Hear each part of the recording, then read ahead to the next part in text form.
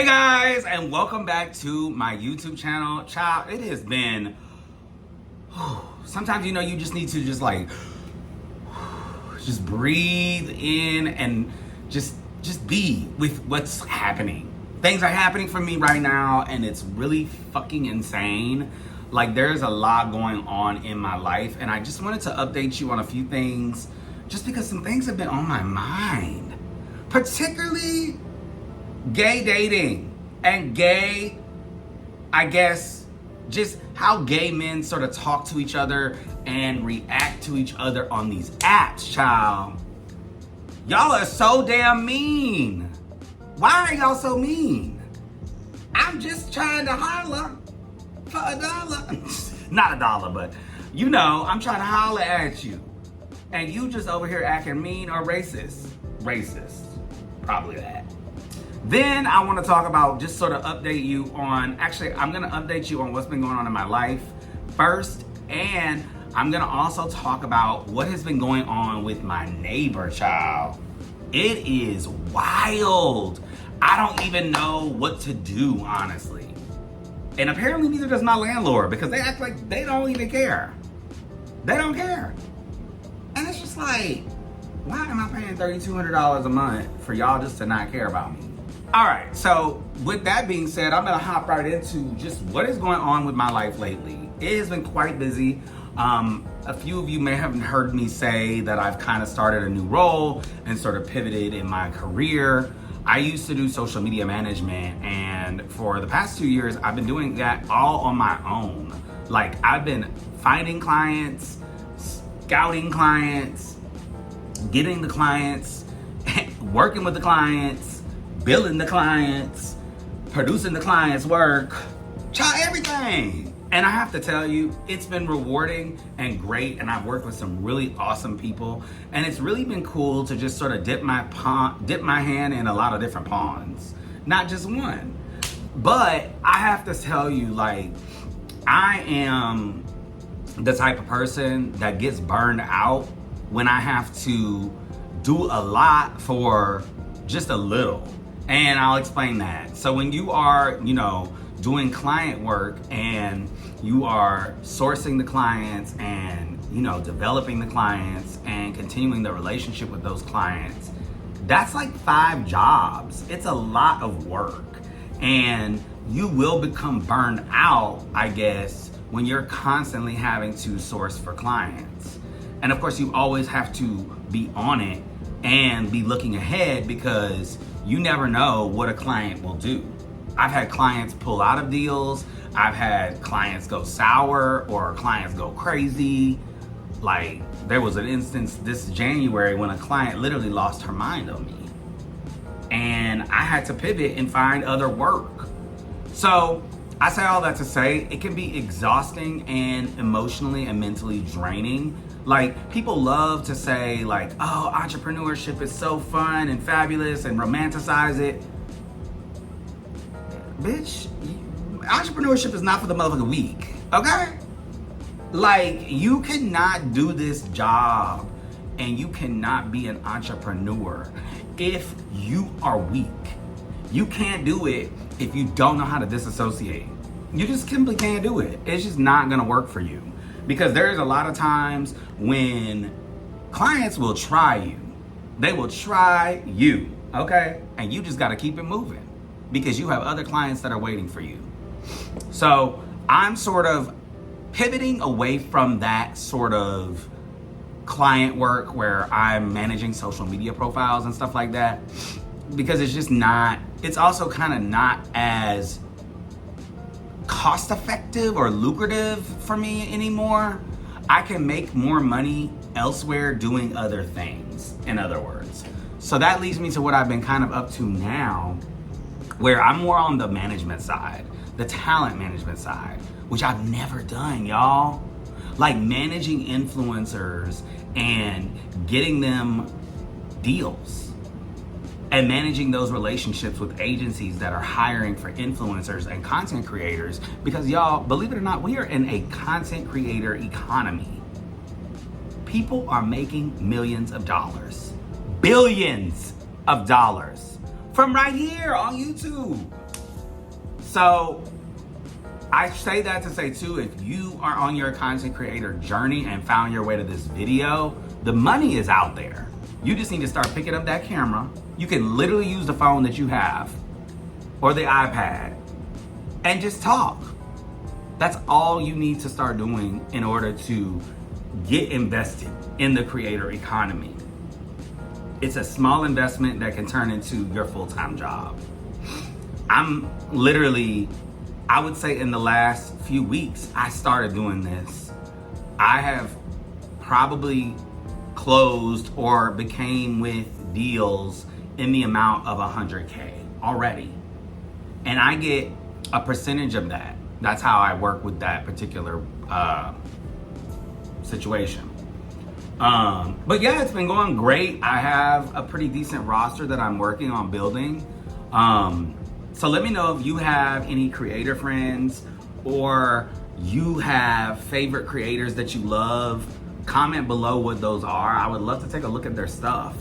And it's no guarantee that I might end up representing them, but you know, I'm always loving to find and watch new creators that are emerging and creating cool shit.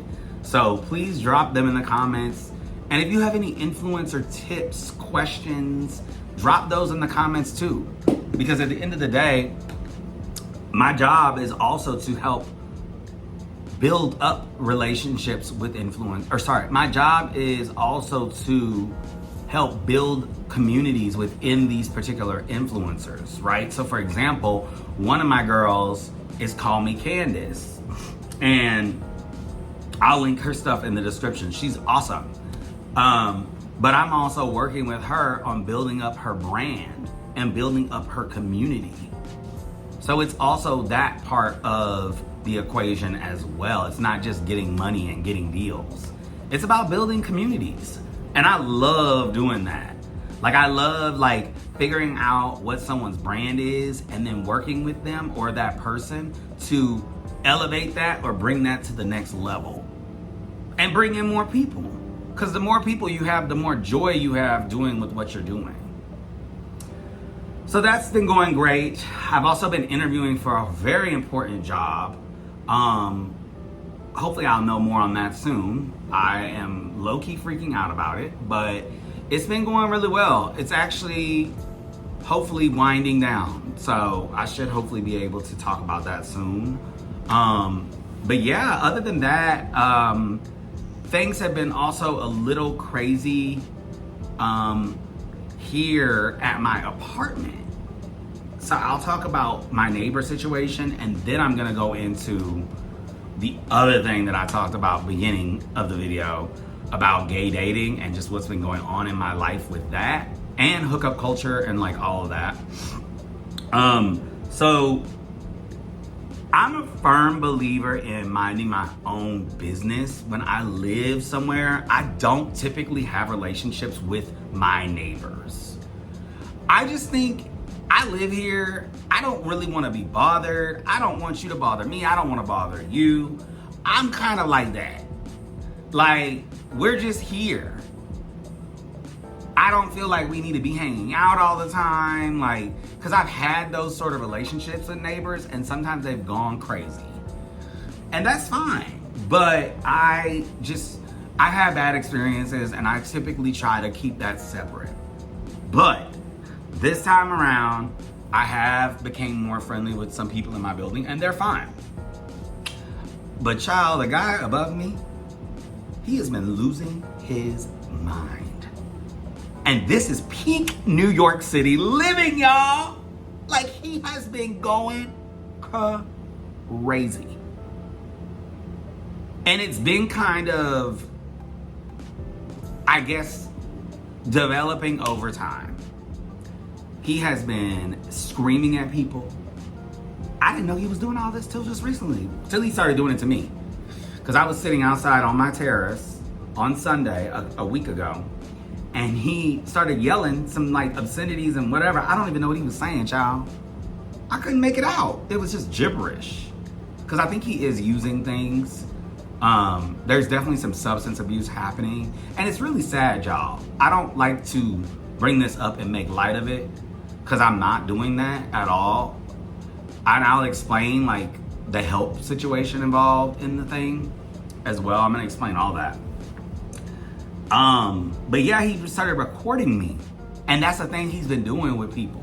He'll go off on them and then just start recording it. And it's like, why are you recording me? I did not consent to that. That's not okay. And what are you saying? He be cussing people out. He's cussed his family members out. This is all according to his roommate. Because I texted his roommate, I was like, hey, is everything okay up there? Because your roommate is very loud and just like yelling shit. I was checking on him to see if he was okay. And he is not okay. He has moved out. He don't even come over here no more. And it's funny because I haven't seen him in a while. He's cussed the other roommate out, called him, homophobic slurs. That person moved out completely. They had somebody else come get their stuff because the person that I'm talking about threatened him. Yeah, it's bad. He threatened to off him. He also has a rap sheet, y'all. The roommate sent me his rap sheet. He has essay on there and what else was on there? Essay and some other stuff. I'm just like, how is he your roommate? Where did you find him? And he was like, oh, I found him on like a website. And I'm thinking to myself, these websites are not vetting people enough. Hello? This world is crazy. We should be vetting people more when we have them on a website for roommates. So all that to say, I call my landlord. And I'm not playing with them because they are the worst. They're the worst. They're awful. You could be 5 days late on your rent. They'll call you asking for your money. But when you call them with an issue, they take their sweet ass time trying to figure out some solution. Actually, they didn't even have a solution here. I was like, are you gonna let people know that there is literally someone living here that has SA on their rap sheet? That's not okay. I don't know what he has. He might have a weapon up there. For all I know, he could have, I don't know. My safety is now in jeopardy. He's filmed me. He also was screaming and yelling at a neighbor's nanny, like threatening her and shit. They called the cops. I haven't called the cops yet because I don't feel like it's that necessary yet. But if it needs to happen, it will happen. I will call the police. They ain't gonna do nothing. It's New York City. They don't care. They don't care. They definitely don't care if you black. But he's also black. So it's also, I'm thinking about that, like calling police on a black man as a black man. I'm like, that could end badly. But apparently when the police have came in the past, he acts like nothing has happened. Everything's fine. So I don't know, y'all. I'll keep you guys posted, but y'all, it is not rainbows and butterflies over here. Garden is cute, but y'all, it is scary. Mental health is real. People are really going through it. And it goes back to that saying, you really never know what somebody's going through. Because I don't know what he's going through. He has been yelling things that kind of hint at like possibly some girl cheated on him, which scares me because he has that SA on his record. So I just hope, I don't pray like that, but I hope and pray that everybody ends up okay in this situation and he gets the help that he needs and deserves. And we also get the peace that we need and deserve as residents of this particular building that pay their rent. Well, my rent is kind of late, but child, they'll be all right. Child, listen, there's a lot going on. So then I want to talk about dating and being a gay black person on these apps, y'all. Something that has been on my mind lately because it's happened a couple times where I'm on this app and sometimes I don't show my face. I just show my body. Cause what? You don't need to see my face like that. It's pretty, but you know? And the guys, they'll be interested and they'll talk. Oh my God, let me see your face. I send them my face and they be like, nice. What does that mean? Are you interested still or not? And then they'll go completely silent. So you just said nice, but you didn't really mean that. You gaslight me because you don't really think I look nice. What does nice mean? Is that just a way to say, yeah, you're not ugly, but I'm not interested in you because you're black? Because I have light complected skin. When you just show, you know, your body per se in a photo, you can't really tell that I'm like black. Or maybe they think something else. I don't know.